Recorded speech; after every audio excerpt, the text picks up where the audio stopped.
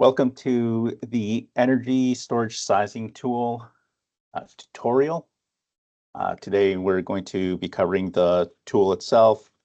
I'm going to give you a brief presentation and provide some context on the tool itself, and then towards the end I'll provide some demonstrations on how to use a tool and covering a few different scenarios that you might run into.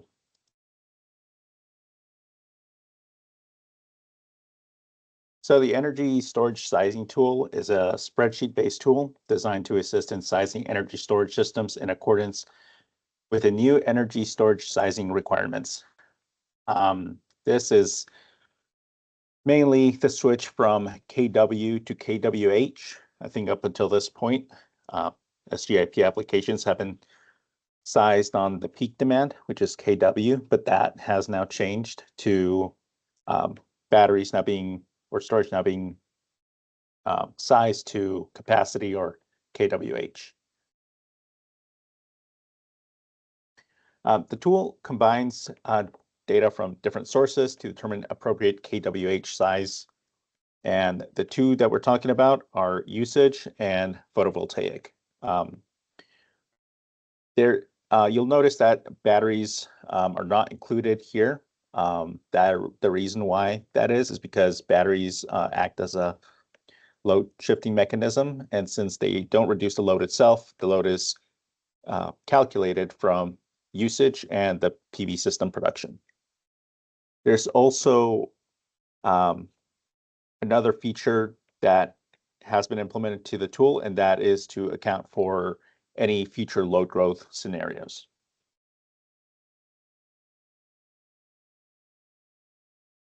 So speaking about usage, we're talking about energy purchased from the utility. They're going to fall under three different categories. The first is green button data that is provided from PG&E, SDG&E, and Glendale Water and Power. And the reason they are put together in kind of their own category is because the green button data reports that are provided by these utilities are very similar to each other. And so when you're using the tool, if you are using one green button data from one of these utilities, you'll be using the same tab to process that data. The second category is green button data from Edison.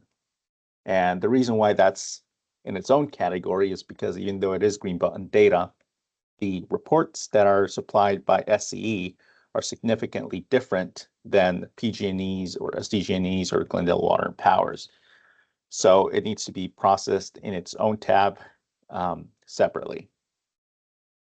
Finally, the third category that we have is sort of the monthly data that we get from utility bills. And under this category, you'll be using, as I mentioned, usage data from monthly utility bills.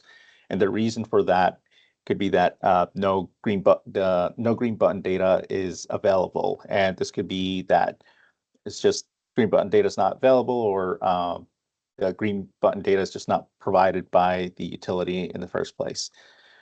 Ideally, if we're proceeding with this route, we would get utility bills that cover 12 months.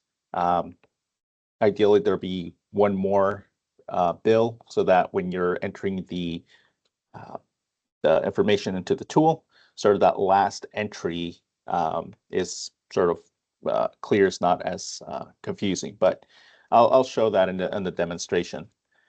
But again, minimum 12 months.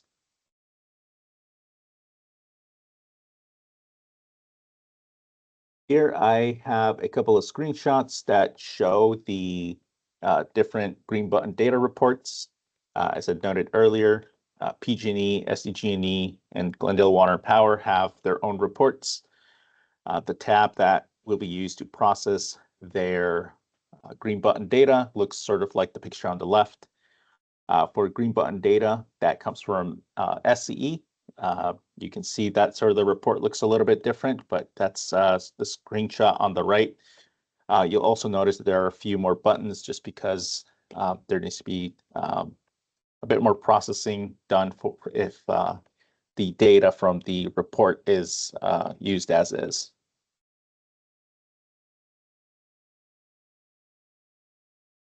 For the monthly data, you'll be using a tab that looks like this. I know there's a lot of information there, but you do not need to fill in every single cell.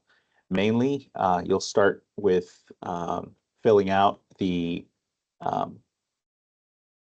yellow cells, and then I specifically highlighted that upper left cell in green that can also be modified. That entire column has a few formulas to try to speed up the data entering process, but just so you know, that entire column can also be overwritten with your particular choice of the month if you need to. Just because it's a little bit more manual work, I have also included some instructions and other like rules and guidelines for entering the monthly data in this tab. Those instructions are going to be found on the tab itself, and as you can see there, I have them labeled specifically instructions and rules and guidelines.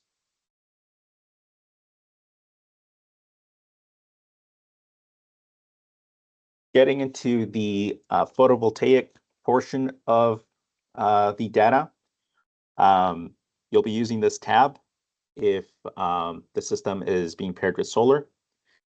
There are two modes for entering data.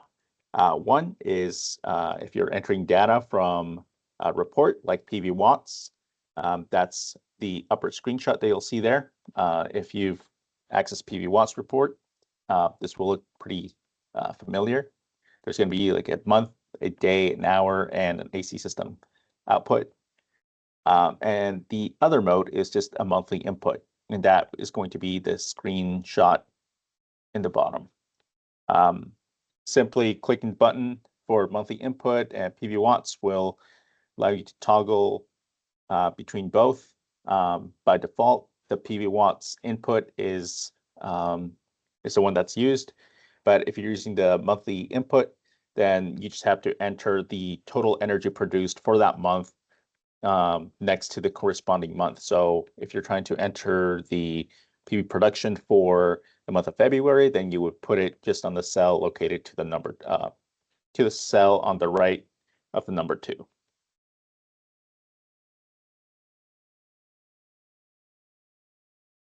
Additionally,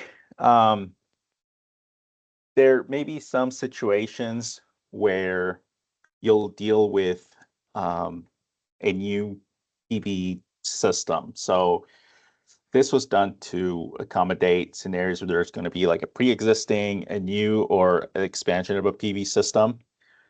There are going to be 2 tabs. For the first tab, this is going to be for any pre-existing solar or new solar systems. That's for sites where solar does not exist, but will have it after the installation with the battery. And the second tab is for expansions only. There's a pre-existing system and it's being expanded. So if the PV is new, then you would have to use the first tab.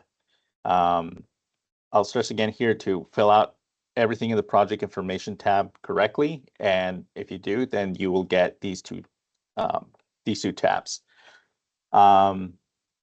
when you're dealing with an expansion. You can tell which tab you're in by looking at the cell and highlighted in yellow and red text. It'll tell you if it's for a pre-existing system, PV system, or if it's for an expansion system.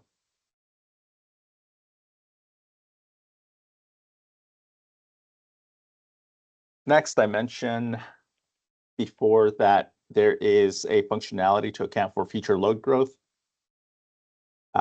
Depending on the scenario, you're going to be inputting hours for either a standalone system or hours per day. If it's for the standalone system, we only care about the hours of use between the 4 to 9 p.m. time period. So you'll be restricted to entering hours greater than 0 hours, but no more than 5. If this is being paired with solar, then you will be allowed to enter up to 24 hours, and that's because we care about the hours per day. The only time when you do not need to use this tab for the future load growth is when the system is being sized to the current home load.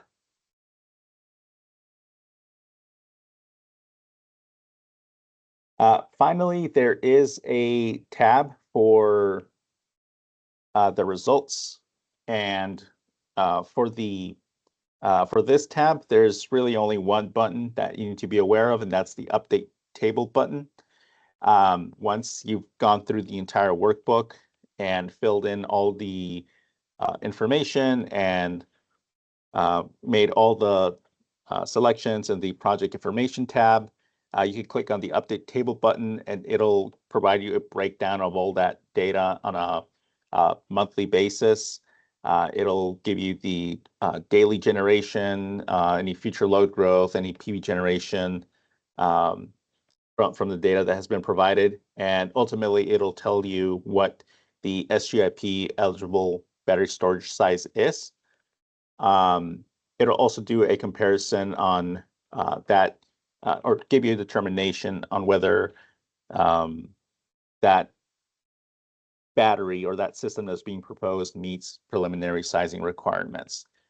For instances where the PV system and the battery system are both incentivized, it'll also perform a PV check and let you know whether that PV system also meets sizing requirements.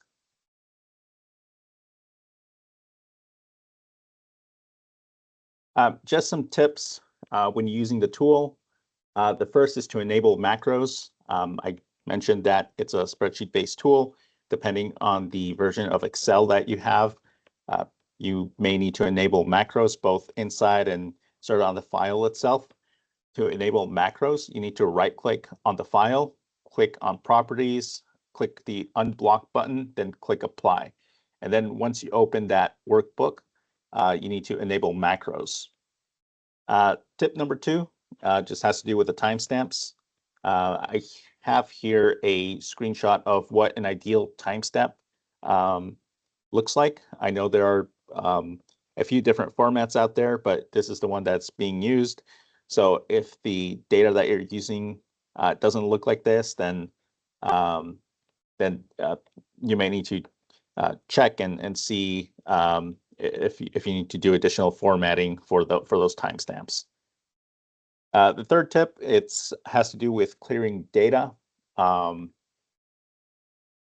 Most of the functions of the tool are driven by buttons, and if you start deleting rows, you'll probably lose those buttons and you won't be able to get them back, so you'll lose some of the functionality of the tool.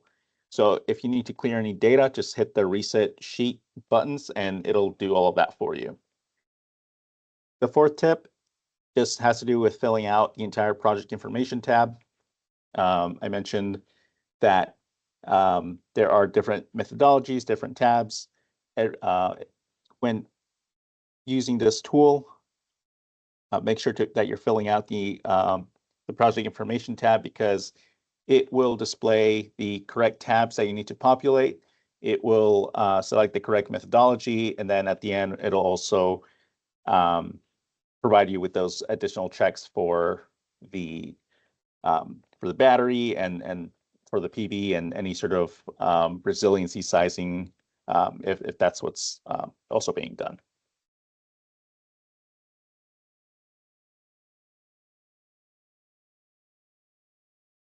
So that concludes the presentation. I do have a demonstration.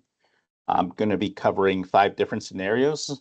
We're going to start first with the paired, using green button data, future load growth, and use solar, and then sort of work our way through the remaining scenarios here. So give me 1 second and I'll load up the workbook for you.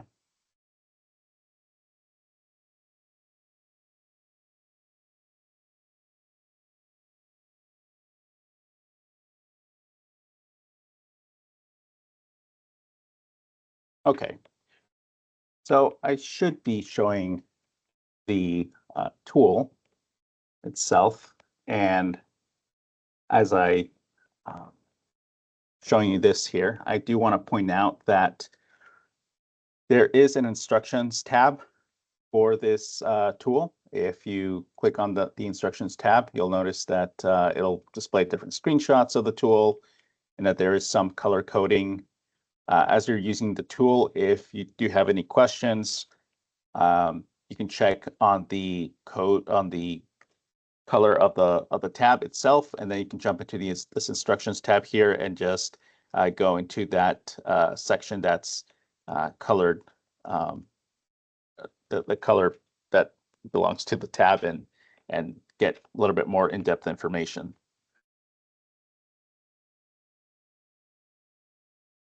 So for my first example, I'm going to be covering a paired with green button data, future load growth, and use solar system. So here, this application information section, that's just for filling out any identifying information for the corresponding SGIP application and project site address. The first question I have here is the battery system currently or planned to be paired with solar or be a standalone system. If I click on this cell, I get a drop-down menu. I'm going to go ahead and click the paired with solar. It's going to ask me if the solar system is pre-existing. In my situation, I'm going to say no, and I'm just going to click on the new solar tab. And you'll notice that this some questions will basically just say NA because of the options that I've made. They're not applicable. I also have this cell here, which is telling me to submit the most recent 12 months of utility usage data.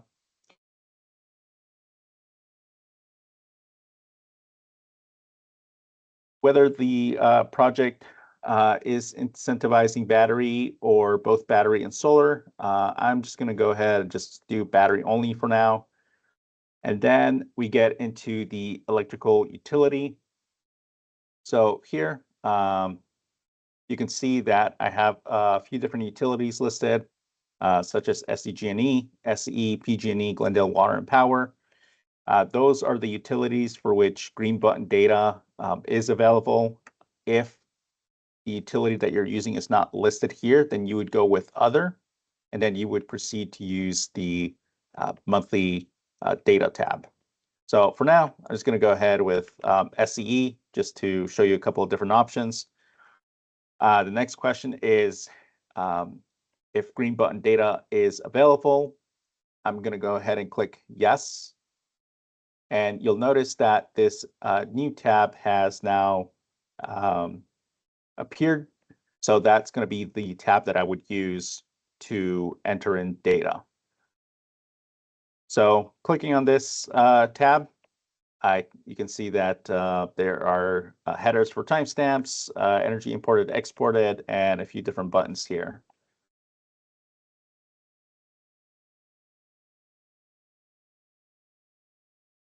Is the system being sized to current or future load growth? I'm going to go ahead and select future home load growth. And then what does it make in the model of the batteries expected to be installed? Just going to go ahead and click generic. And just do like a 13.5 kilowatt hour system. I'm going to go ahead and do 2. That not have been installed. I'm going to click on whether the system is being sized for resiliency. So that's how that would look like once you're filling everything out. And then you can move on to the PV data tab. Okay, so I mentioned that if you're using or if your app project is paired with solar, you have to fill in one of these tabs. For pre-existing and new solar, you have to use the same tab. And I'm going to go ahead for now and switch the input. So instead of using a PV watts report, which is kind of the mode that's being displayed here, I can just click on this monthly input button and it'll change into this. And if I wanted to go back, I can go back by clicking on the PV watts input or resetting the sheet. So here I already have some PV production data. I'm just going to go ahead and copy and paste it. Keep in mind that just for this, that the units are in watt hours. Each one of the tabs, depending on the depending on the tab that you're on, the header will specify the unit of the data that you need to input. So make sure that you're abiding by that.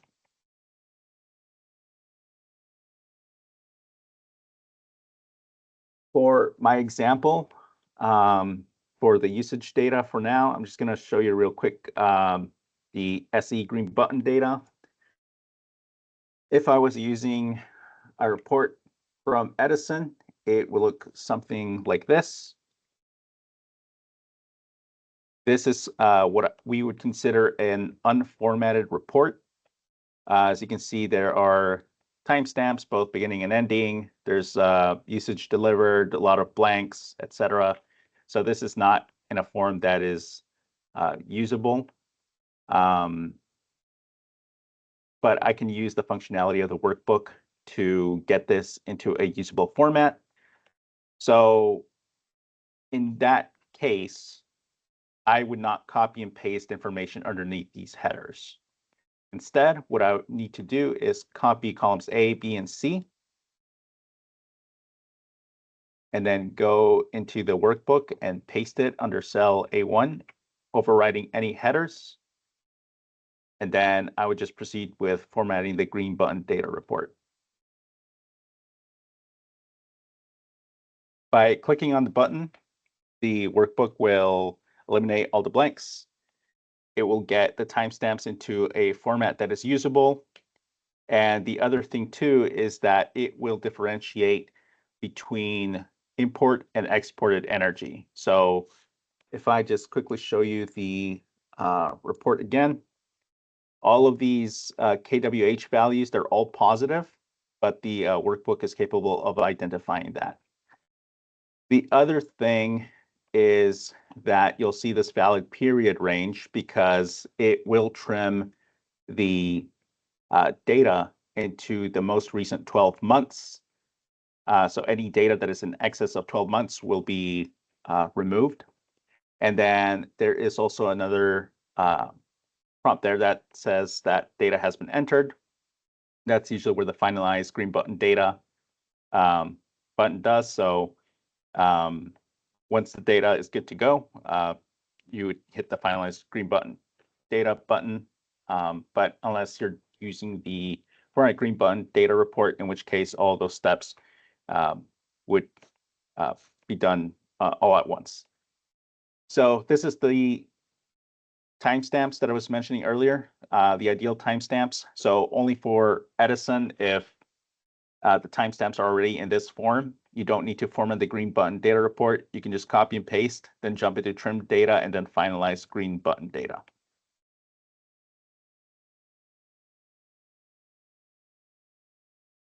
I'm going to switch quickly to just one of the other utilities, in this case, PG&E. So if the green button data that I'm using is from PG&E, that green tab that I was showing earlier is now replaced by the blue tab. And that, that tab itself looks something like this. So for PG&E reports, it's going to be a little bit easier. There aren't as many buttons. They're just really two buttons, one to reset the sheet, one to reformat and finalize green button data. For PG&E reports, they look something like this. You can see you have date, they have a start time, and then the usage. So if you're using green button data from PG&E, SDG&E, or Glendale Water and Power, you would do something similar to the Edison data where you just copy and paste underneath the headers here. And then you would hit the reformat and finalize green button data, and it will reformat the timestamps and then load up the data that you have entered for analysis. I've already loaded up the other data for now, so I'm going to refrain from hitting this reformat and finalize GBD button for now, but it would work in a similar fashion. So I'm just going to go ahead, switch back to E.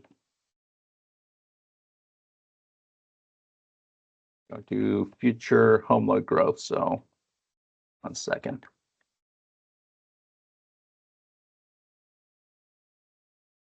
So for future load growth,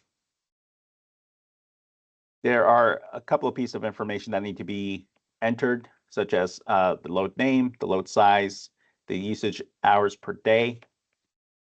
In this case, because the system is being paired with solar, you can see that the header here in column C is asking for the usage hours per day. So I can enter values between 0 to 24. If the system was a standalone system, then this would be would display something different, which would ask for the number of hours that this load operates between the 4 to 9 p.m. Hours in a day.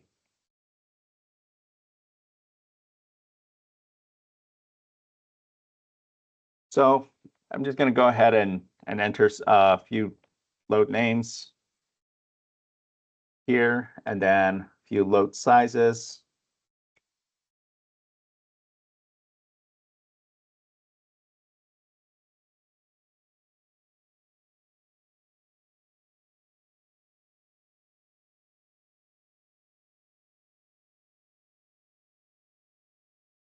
Not sure here. 1 second.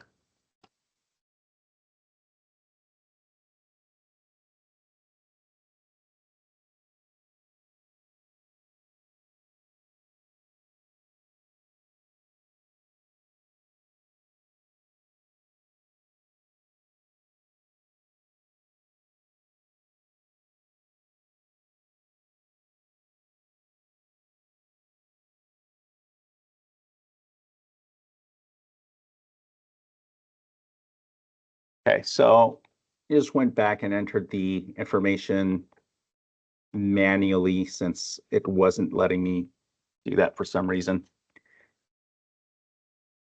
But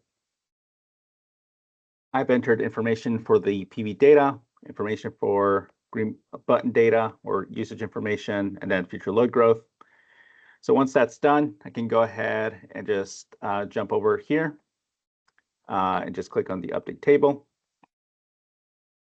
And so now you can see this entire table is now populated. Just going to go ahead and move these to the side. But based on my SGIP eligible battery storage size, this proposed system would be considered oversized just because the excess production is estimated at 21.56 kWh, but the total incentivized size is 27 kWh. So you can see that it says that the proposed system is oversized. Since I've entered or made the choice that it's only going to be for that only the battery is going to be incentivized, the PV check is not done. But let me go ahead to the project information. If I were doing system size for resiliency, you can see now that the battery determination has changed to its proposed system may be eligible via modular sizing And this is because it's conducting a check to see if more than 50% of that capacity of the next battery is supported by the production, by the excess PV production. And so that's why that determination changes.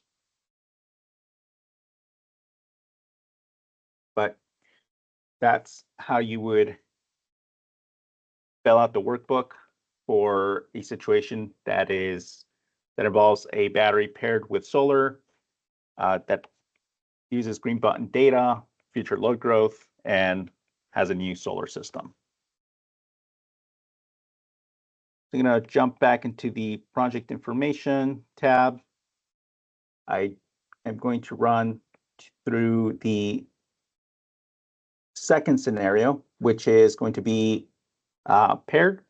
There's going to be no green button data, no future load growth, and it's going to be pre-existing solar. So for my solar, I'm going to go ahead and switch this to the existing solar.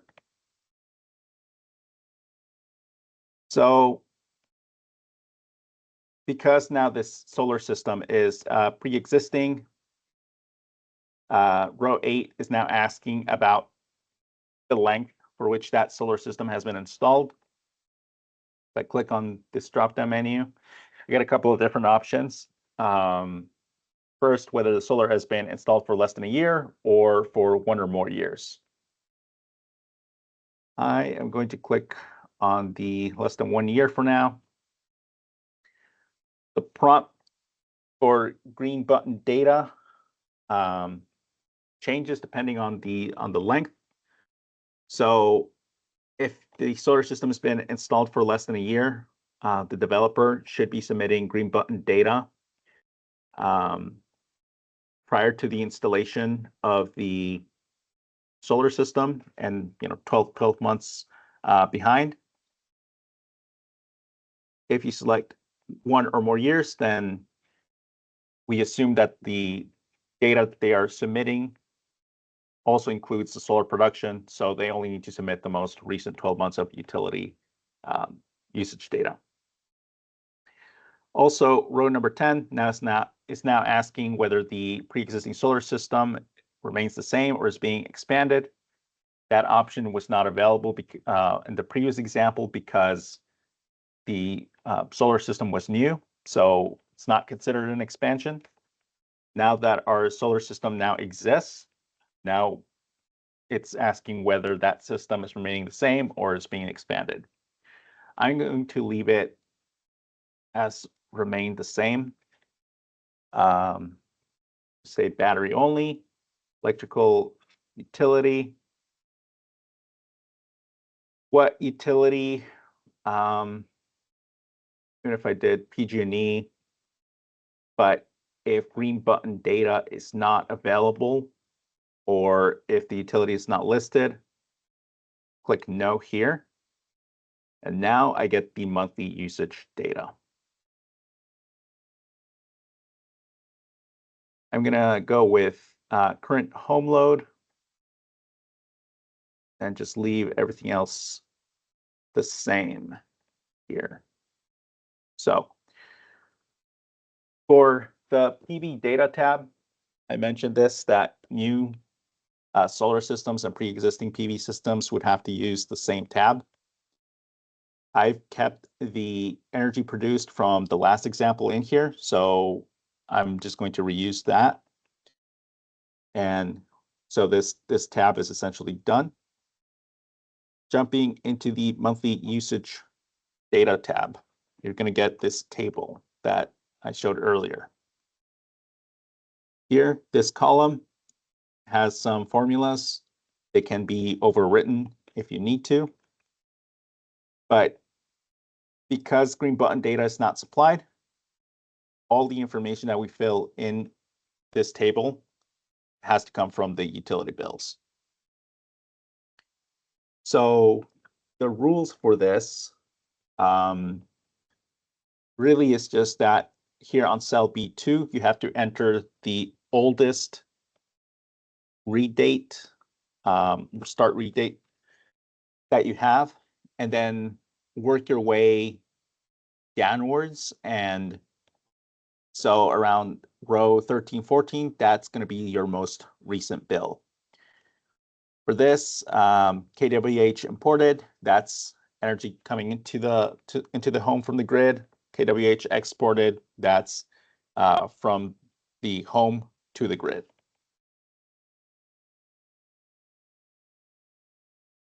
So first here just going to enter something like this.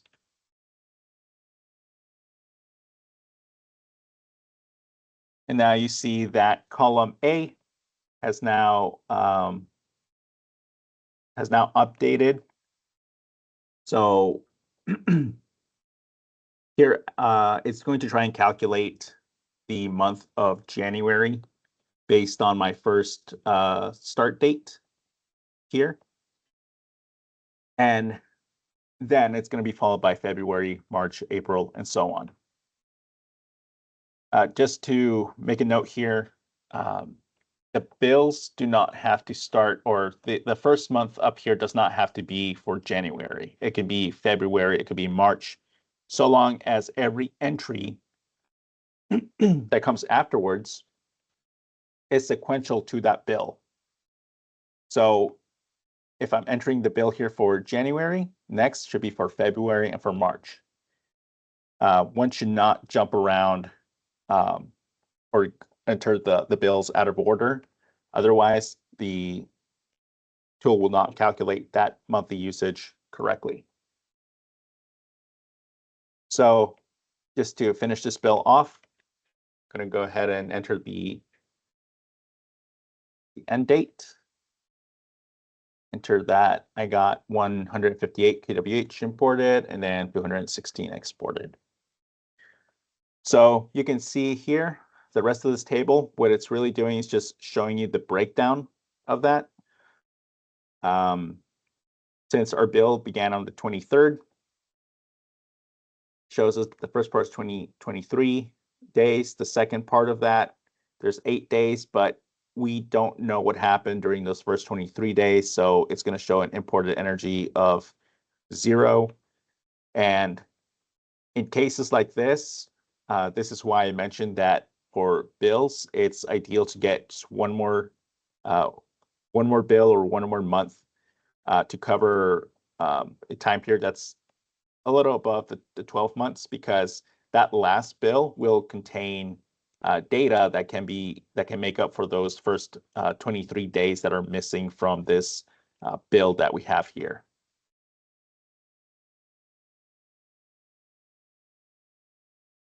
I'm going to go ahead and just paste the remaining information that I have here.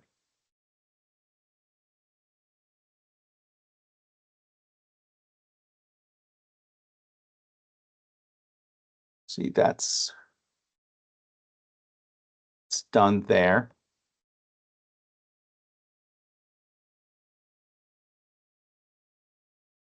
In this case, since this last bill that I have here actually has additional data, so for the month of December, right? December ends on the 31st, but this bill actually has an end date that goes after the 31st.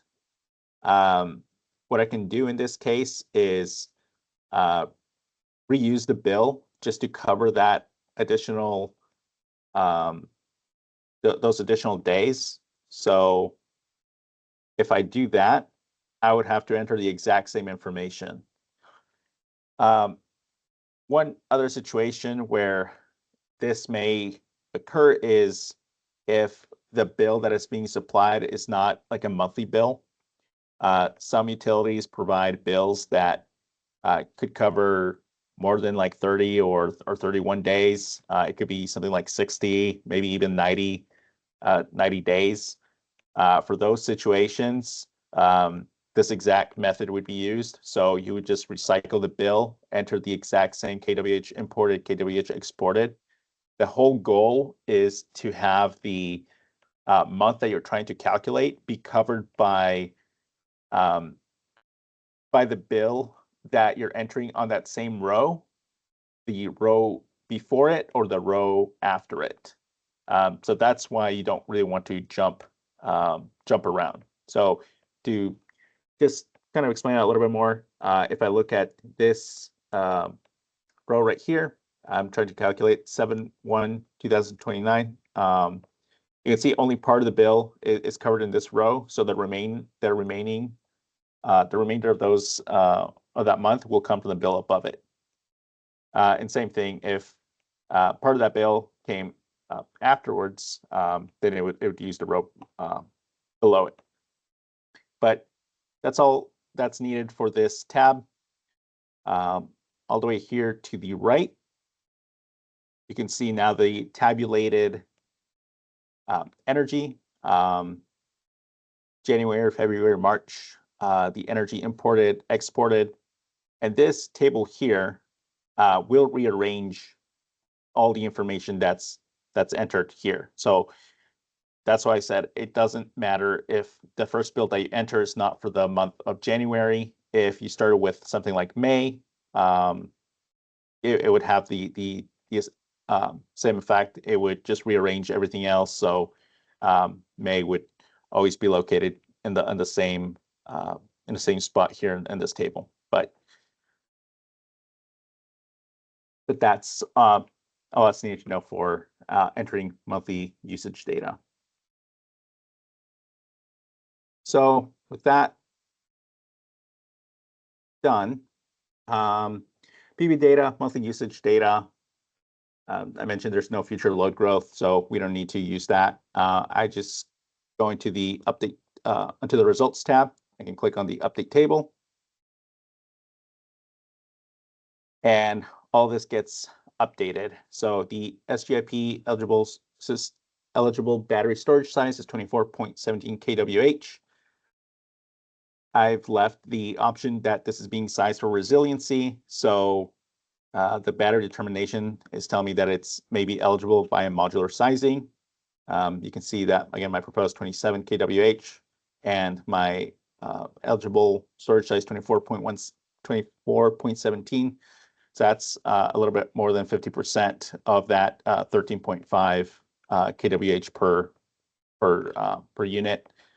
If I was not sizing for resiliency, then that determination changes and it tells me that the proposed system is oversized.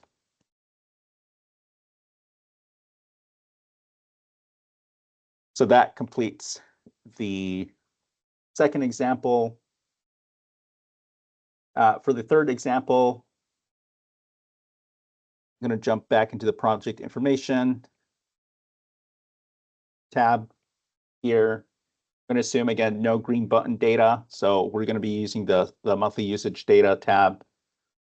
We're going to do future load growth. So I'm going to go ahead and update this to future home load growth. Get that tab to appear again. And now I'm actually going to make a change to the solar system. So we covered new solar, we covered pre-existing solar with the size remaining the same. Now we're going to do a pre-existing solar, but rather than remaining the same, we're going to do an expansion. I'm going to leave everything else as is. So PV data. I already have information for the pre-existing system. I don't need to do anything else with this. But now for the PV data expansion tab, now it's here, but we haven't entered anything before, so it's blank. And I mentioned this before, these tabs are going to look pretty similar. So you can check the tab name to see which tab you're using, or you can check this this tab that's highlighted in yellow with red text to see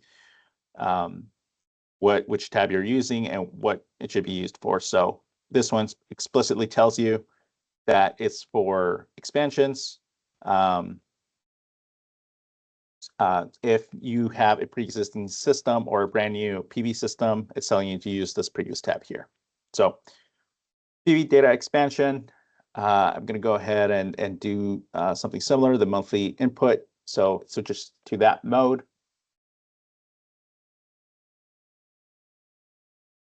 Then let's go ahead and paste some solar production. You can see that the solar production is not the same. It's because the sizes are going to be also different. So yeah, that's all there is to it.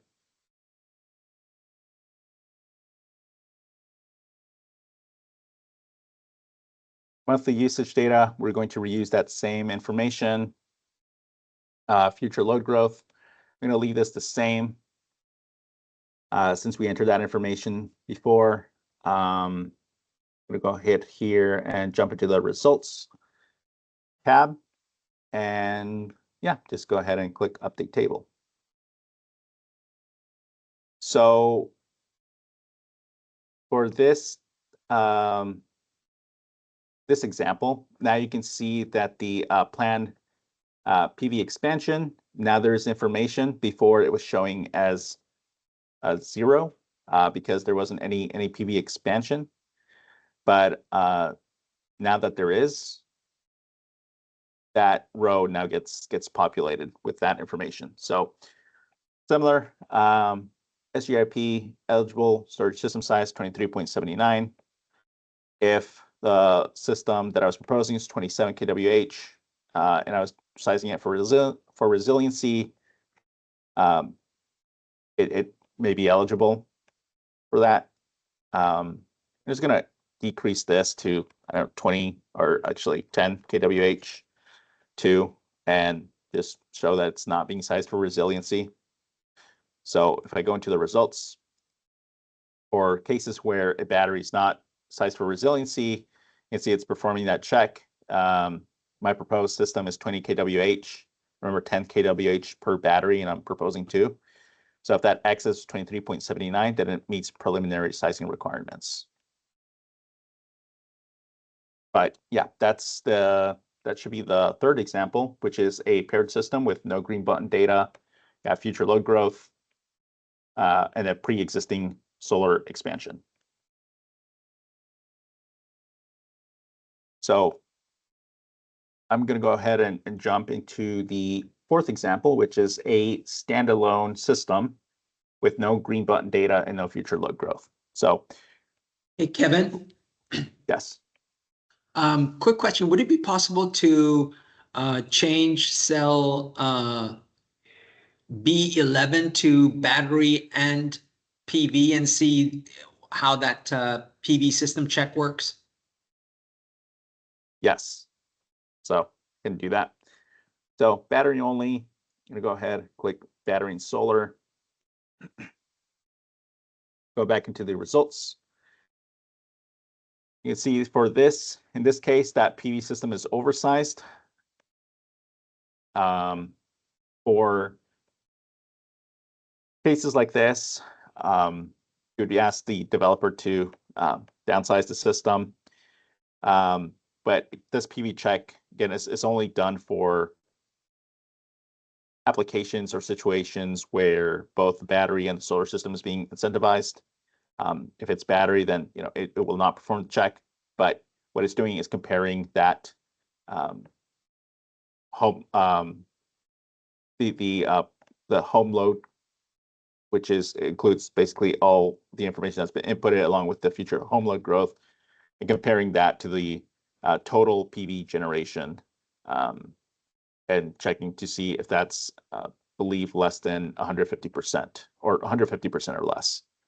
In this case, it's greater than that, so that's why it's telling me that the PV is oversized.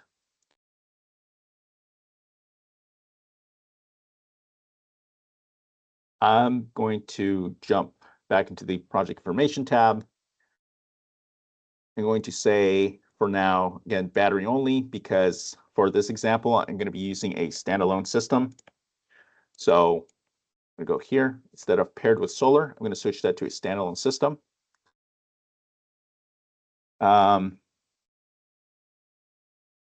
so select NA for standalone systems.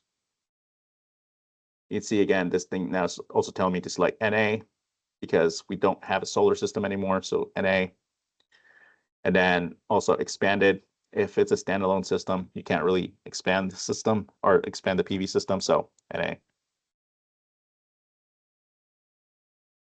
Battery only, no green button data. We're going to say for now, no future home load growth. So current home load.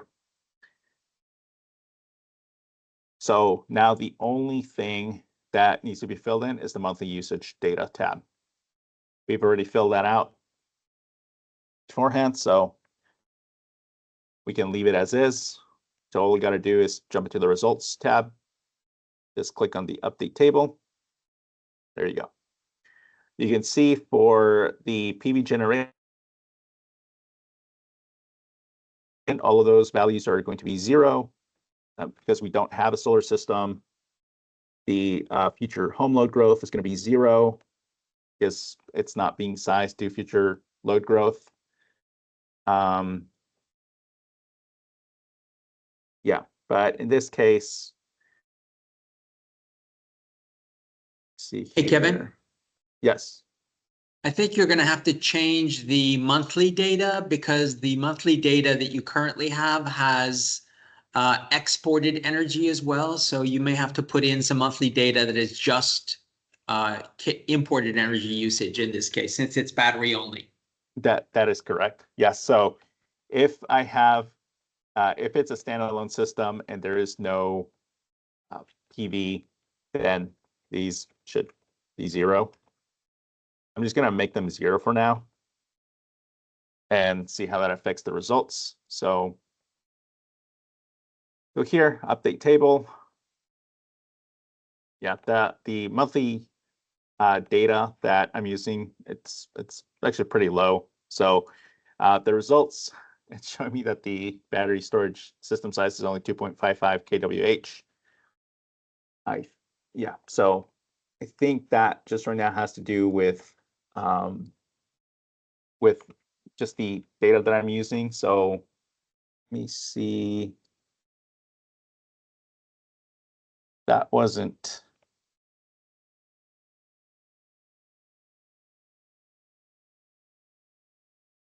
exported here. If it looks something like this, then those values would probably increase. So yeah, 9.04. So yeah, so the information that I had before also had exported. So if it's a standalone system, then these values would be much higher. But you can see that we went from 0 to 2.55 to 9.04. But that would be the example for a standalone system with no green button data, no future load growth. So if this system was being proposed, the proposed system would be oversized. But as you know, there's going to be like a 15 kWh cap. So they believe they would be able to install a system up to 15 kWh, but certainly not this 20 kWh system that they have proposed here. Hey, Kevin. But yes. If you could go back to the project information tab for a second and select one battery being proposed as opposed to 2, and then just show them how that changes the results. Okay. Believe in this case, since it's still 9, let's go ahead and do something like. No, leave it at 10 kilowatt hours, just one battery. Yeah. Yes, but the. Okay, well, it's still going to be, yeah, 10, 9.04, but the battery determination system size is 15 kWh or less, does not need justification. So even though at a glance between row 14 and 15, it shows the system is oversized, the determination does tell you that a proposed system 15 kWh or less does not need justification.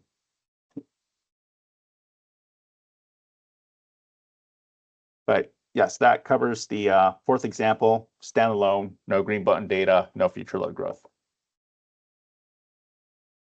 I do have one final example, which is going to be the a standalone, no green button data, but with future load growth. So I'm just going to quickly toggle this tab here to future home load growth. See this tab comes back into play. And one thing I do want to point out here is that the header in column C has now changed, where now it's asking me hours operating during the 4 to 9 p.m. time period. So this 24 can't really be 24 because now it's asking for 4 to 9. So I would revise this to 5. So that's the maximum. And then if I did try to put something greater than that, like 6, it would tell me that I can't do that. So yeah, so I'm just gonna increase that. Actually, I see. Just gonna increase that 1. Something like this. So it varies a little bit. Do 0. Oh. So yeah, so that's the future load growth results. So jump into this table and just update the table. So yeah, that increased the eligible storage size to 26.11. So yeah, so daily production, PV 0. Again, no PV generation. You can see now that the average future load growth, that is now increasing, leading again to a eligible battery storage size of 26.11. If they were proposing a battery system size of 10, it would be eligible. Same if they were proposing 2 batteries instead, and it wasn't being sized with resiliency in mind, that would still be eligible because it's covered. That capacity is covered by the excess. Sorry, the excess. There's enough excess generation to meet those capacity requirements. But that's pretty much it. That's the last example, which is again a standalone system with no green button data, future load growth. I do want to mention also as well, because I wasn't showing them before, but for once data is entered and the update table button is clicked, you'll see some of these red tabs populate. Those are just charts that show sort of the breakdown and the monthly data. If there was PV, you can see PV isn't shown here because it's a standalone system, but if there is any PV data, or sorry, if the system is being paired with solar and there's PV data or PV expansion, or even if the monthly data is green button data, you would get additional charts. But the reason they're not shown here is just because of the current examples that the current example that I have here. But all that just provides a breakdown of those individual data sources. But that's pretty much it. That covers a few different examples that one might encounter when using this, when filling in an SGIP application, and how would you use this tool to size that system according to the scenario that you encounter. Thank you, Kevin. I just wanted to make one slight correction, which is if you could go back to that screenshot for a second of the results page. Yeah, You mentioned that there's enough excess PV generation to accommodate the battery storage size. Since this is a standalone system, it isn't sized based on excess PV generation. Rather, it's sized based on the maximum peak load during the 4 to 9 p.m. period, which would be the average daily load plus the average future load growth. That's the only correction that I would make. But other than that, great presentation. Thank you so much for working through this and also for developing the tool itself. I think it's really robust. So with that, what I'd like to do is to go ahead and end the recording and open it up to any questions that you might have for Kevin.